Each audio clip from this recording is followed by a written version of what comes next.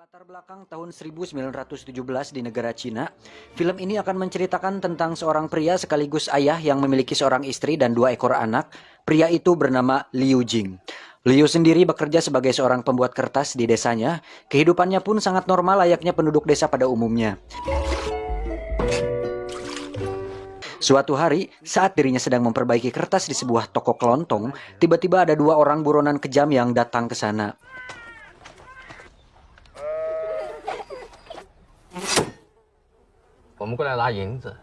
Kedua buron tersebut bermaksud untuk memalak si penjual toko kelontong tersebut, namun karena si penjual menolak, dia dan istrinya pun dianiaya hingga mau dibunuh oleh salah satu buron tersebut. Liu yang sembunyi di belakang meja nampak ketakutan dan sedikit gambling apakah akan menolong atau tidak, dan akhirnya dia pun mendorong salah satu buron tersebut hingga tersungkur.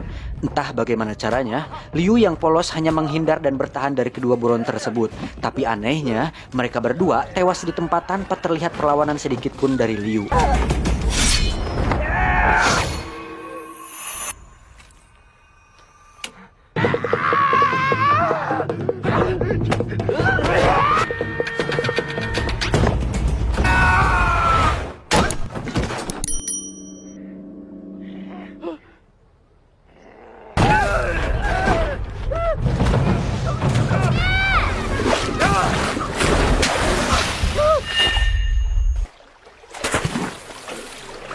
Apakah ini sebuah kebetulan atau sekedar keberuntungan? Tak lama, pihak kepolisian pun datang dan memeriksa tempat kejadian perkara. Pria ini bernama Bai Jiu. Dia merupakan semacam detektif pada waktu itu. Bai Jiu pun mulai memeriksa TKP dan menemukan sebuah fakta di mana kejadian tersebut bukanlah sesuatu hal yang kebetulan. Bai Jiu memiliki sebuah hipotesis atau praduga sementara di mana dia yakin bahwa Liu bukanlah orang yang sembarangan.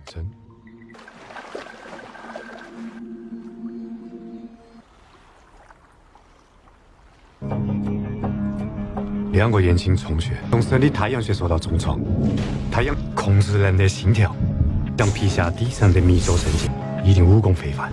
我只想到江湖上十种人。 Bai Jiu pun mulai menginvestigasi penduduk setempat guna mengumpulkan informasi mengenai sosok Liu dan didapatkanlah sebuah kesimpulan bahwa Liu adalah seorang pendekar sekaligus ahli membunuh.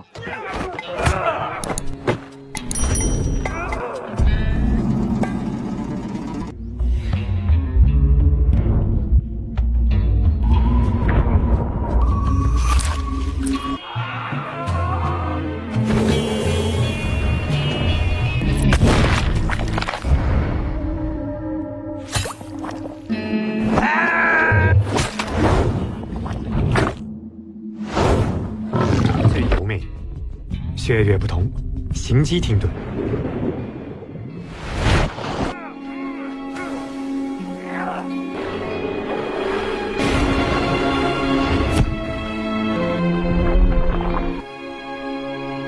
刘金喜，你到底是啥子人？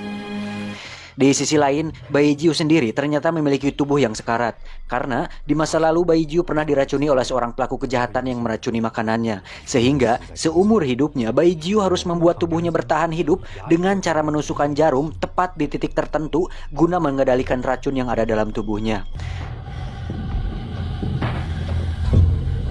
Dengan semua informasi dan keyakinan yang dimilikinya, Bai Jiu pun meminta izin kepada Liu untuk mengikuti aktivitasnya guna memperkuat asumsinya. Alhasil, satu persatu bukti pun mulai ditemukannya.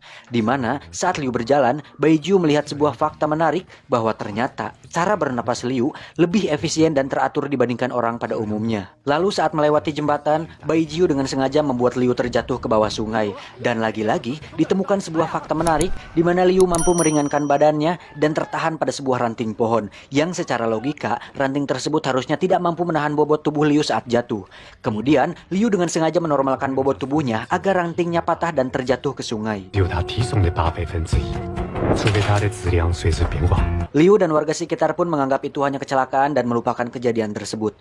Singkat cerita, saat mereka sedang mengobrol lebih intens, akhirnya Liu buka suara mengenai masa lalunya. Liu bercerita bahwa 10 tahun lalu dirinya pernah membunuh seseorang dengan parang di tempat pemotongan hewan milik ayahnya.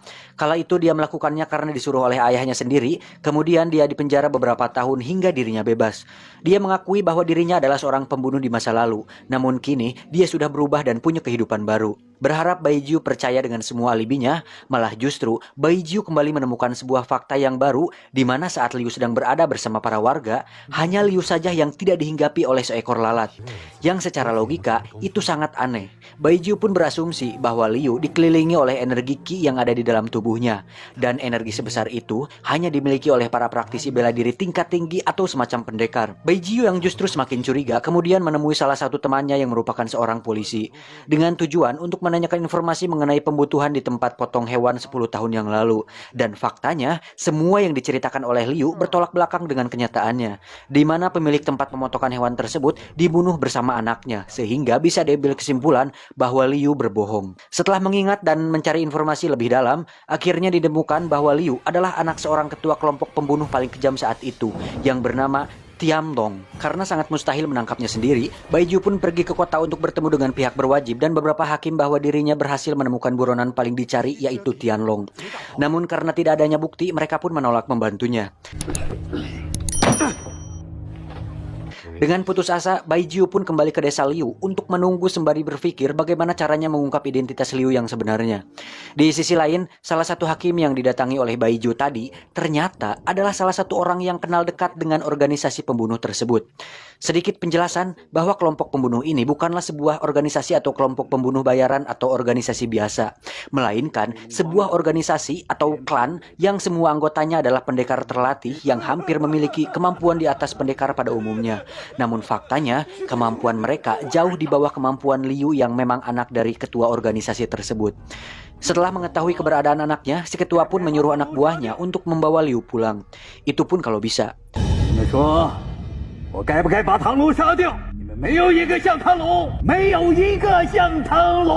Singkat cerita, di desa itu diadakan sebuah perayaan. Tiba-tiba, datanglah dua anggota dari organisasi tersebut.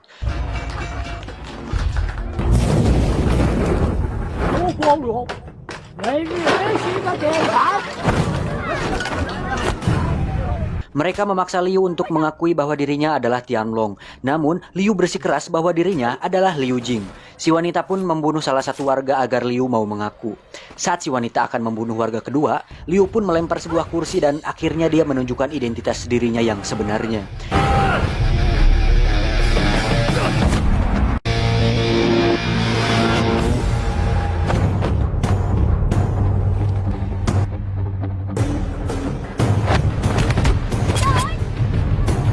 Terjadilah pertarungan hebat di mana salah satu anak buah tersebut mati dengan jurus 1000 pukulan yang dilayangkan oleh Liu. Sang istri yang melihatnya pun hanya bisa terdiam membisu.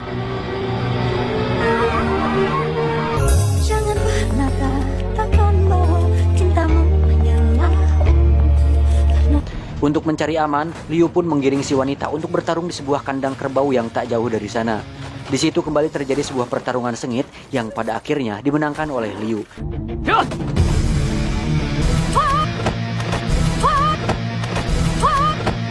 Si wanita pun harus rela diseret dan terinjak-injak oleh kerbau yang tak berdosa tersebut.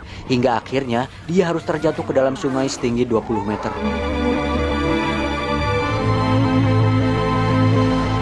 Liu pun pulang ke rumah dengan rasa bersalah karena sudah menyembunyikan identitasnya selama ini. Di situ dia pun menceritakan titik balik di mana dia akhirnya bertobat. Saat itu, dia melihat seorang anak dari pemilik tempat jagal tersebut menangis. Hal tersebut membuat sisi humanis dalam diri Liu akhirnya muncul dan memutuskan untuk hidup normal.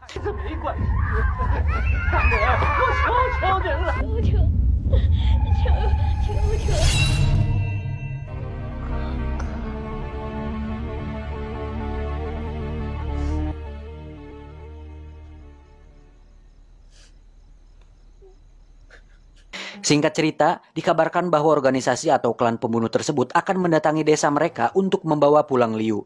Karena takut, semua warga desa termasuk istri dan anak Liu pun direlokasi sementara ke sebuah bukit. Di sisi lain, Baijiu akhirnya simpati kepada Liu dan bekerja sama dengan Liu untuk mengatur sebuah rencana. Rencana tersebut adalah dengan memalsukan kematiannya menggunakan teknik jarum yang dikuasai oleh Baijiu. 人类4分3个阶段赶上去，很多人都会误以为死亡期，我就是要让你进入第2个阶段死亡期。其实第1。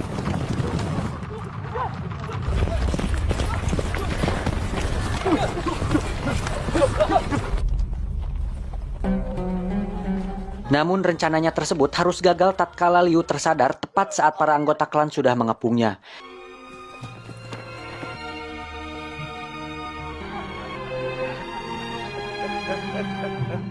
Tak diduga, Liu memutuskan untuk memotong tangan kirinya dengan maksud untuk keluar secara resmi dari klan tersebut. Hingga akhirnya para anggota pun menganggap Liu mati dan meninggalkannya.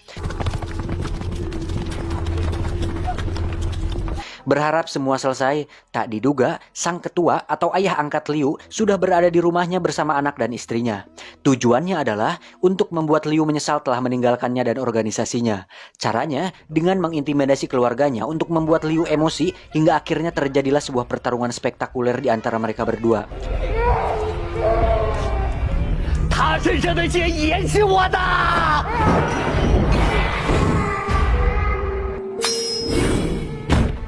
Dengan satu tangan Liu yang tersisa, nampak mustahil baginya untuk mengalahkan si ketua. Ditambah, kemampuannya jauh melebihi Liu dan pendekar manapun di dunia, kecuali Saitama. Ternyata, si ketua memiliki energi Qi yang tinggi hingga bisa memusatkan energi di tubuhnya agar kebal terhadap senjata tajam, tapi tidak terhadap pajak mobil dan bangunan.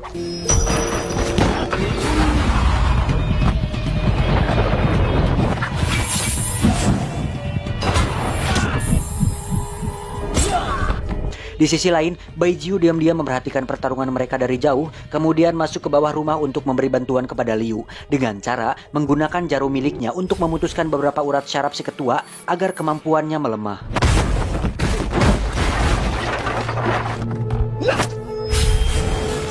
Tak diduga, hal tersebut diketahui oleh si ketua hingga Bai Jiu harus menerima pukulan One Punch Man darinya. Namun Bai Jiu sempat berhasil memanfaatkan kesempatan tersebut untuk menusukkan beberapa jarum lain ke leher si ketua sehingga kemampuan kebal yang dimilikinya lenyap. Dari situ pertarungan kembali dilanjutkan di luar rumah tepat saat hujan turun dan halilintar menggelegar se-Asia Tenggara. Saat si ketua akan melayangkan eksekusi terakhirnya, tiba-tiba Bai Jiu melompat ke si ketua dan menusukkan jarum yang lebih besar. Hingga akhirnya, si ketua harus tersambar halilintar yang kekuatannya mampu membumi hanguskan tubuh si ketua, bahkan para bocil di seluruh Indonesia.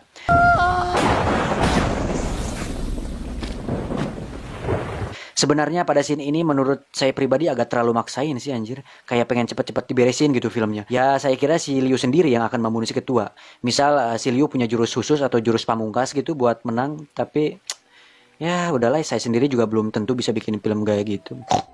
Bai Jiu pun akhirnya tewas akibat pukulan keras yang dilayangkan oleh si ketua. Liu dan keluarga sendiri pun melanjutkan hidupnya dengan normal dan beberapa tahun kemudian menjadi Ip Man. Tamat.